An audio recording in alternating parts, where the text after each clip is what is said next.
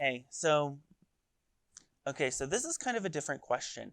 And it really hits home for me because I remember being at the 99-cent store and having my card declined because I couldn't afford some pasta, and being newly married, living in an apartment we could barely afford, and having all of this pressure on me to provide, to be successful, especially because I had my wife who was extremely supportive, rooting me on, cheering me on. And so whether it's expectations that aren't being met for you, right? You have this big grand vision and you've been working at it for so long. Or whether it's pressure you're putting on yourself to succeed because everyone else, I don't know about you, for me, a lot of people thought I was going to fail. So for you, you want to prove them wrong. Or maybe, it's something that you've struggled with for a long time in your own personal life. I know growing up, I still have the scars on my wrist to prove how little value I gave my own life. I struggled with depression, and occasionally I'll still wake up and think, is this worth it? So for me, it's a daily exercise to remind myself that there is purpose for my existence and that there are lives out there waiting for me to shine and waiting for you to stand gloriously in who you are. I want to give you something called the Ultimate Mindset Booster. And this is going to help you regulate some of the expectations and pressures that business can bring. And I'm going to break this down into 4 parts. The first one is this: perspective. I want to ask you, how are you defining success? I remember when I first started, if I didn't hit that $1 million year, I was so hard on myself in the first year of my business. Do you want to know how unlikely it is for you to hit your first $1 million? Now for me, I was going on social media, I was scrolling through Facebook groups, and I was seeing all these successful gurus say, yeah, it took me 3 weeks to hit $1 million. It took me 3 months. It took me a year. And here I am struggling to make even $1 in my first year because I was learning and processing and fixing my mindset and understanding the strategies and the frameworks. If you have a warped perspective of success and you're comparing your own success with other people's success, no wonder you're feeling bad about yourself. Listen, own where you're at.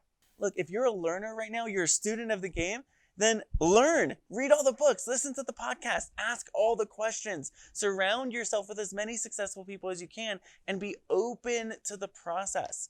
If you're growing your business, great, get a mentor, get a coach, get a consultant, get a strategist to help you do that. But don't compare your journey with others. Own your journey and only compare yourself with who you were yesterday.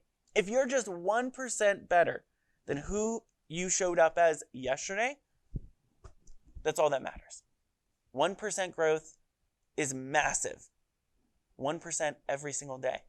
And what you'll see is within a year, you'll have 365% growth with who you are today. Another point when it comes to perspective is to define success more holistically. If all you're defining success with is money, how much money you're making, how many clients you're getting, then you're missing out on a wide range of opportunities to celebrate your growth. If you are growing with a skill, celebrate that. That's success. If you're meeting new people, celebrate that. That's huge. If you are showing up a little differently and you're changing some habits and behaviors, that is huge. So make sure you're defining success a lot more holistically and you're not just focused on the financial element of business. Now, the second part of the ultimate positivity mindset booster is media. What are you watching? If you're watching the news every day, all day, 24/7, guess what? No wonder there's anxiety and depression because the news showing what's bad. There's actually a journalistic term. If it bleeds, it leads. In other words, go find the worst story out there so you can share it with the people. So what you want to do is you want to make sure that you are regulating the media that you're consuming. If you're watching stuff that causes you to feel anxiety, cut it out and replace it with some positive stuff. For example, on Spotify, I have a playlist that's my feel-good music. That's what I listen to before I film a video like this, before I go live, before I get on a sales call. It just gets me pumped up and it's feeding positivity into me.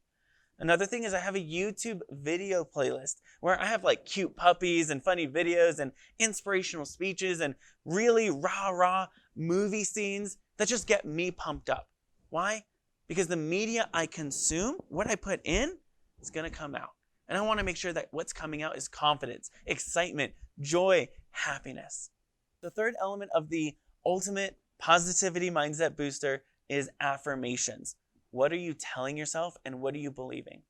If you're telling yourself, I'm not good enough, I'm not smart enough, I'm too old, I'm too young, I can't do this, I didn't grow up in this kind of neighborhood, or I don't have this kind of support, then that's what your focus is going to be on. And one of my favorite Star Wars quotes is, where your focus is determines your reality. So if you're focused instead on telling yourself, I can do this. This is so easy. I got this. I am capable. I am enough. I belong. People are already excited to see me. They can't wait for me to go live. They can't wait for me to publish on Facebook. They can't wait for me to show up. Then guess what? Your mind will begin to believe what you tell it. So make sure that you're affirming yourself and you're giving yourself an opportunity to succeed. You're not cutting yourself off and you're not your own worst enemy. And the fourth and final part of the ultimate positivity mindset booster is love. Now this one's a little different, but it comes from Gary Chapman's The 5 Love Language book. But in that book, it describes the different ways we can love each other and the different ways we receive love. So for me, my love language is physical touch. So I like high fives, hugs, pats on the back, and quality time where we're sitting with each other and really having deep, meaningful conversations. Maybe for you, it's acts of service or words of affirmation. But what I do when I'm feeling down is I go to my loved ones, the people I know who love me, my wife, my family, great friends, and I go to them and I ask them, hey, I need some love right now. Do you mind pouring into my love tank, my joy tank, my happiness tank? And what's going to happen is they're going to say, yes, absolutely. I'll 100% do that. And then I feel full to the brim and I can only give what I have. So that gives me the opportunity to then release that love and that hope and that joy to everyone I come in contact with. So perspective, make sure you are having a holistic definition of what success is. Media, make sure what you're putting in is what you want to have come out. Number 3 is affirmations. Make sure you're telling yourself things you want to believe. You're not your own worst enemy.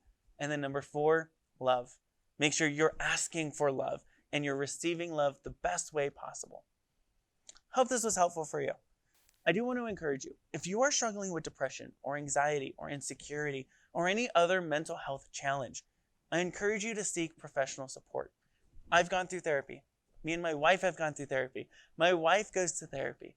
And guess what? We are big believers in therapy. Why? Because when you can seek that professional help, they're able to help you understand the challenge and tackle it head on. So you're not doing it alone. And on top of that, you have the support you need to get the job done. I'm ShawnQ, your high ticket sales coach, and I'll see you in the next video.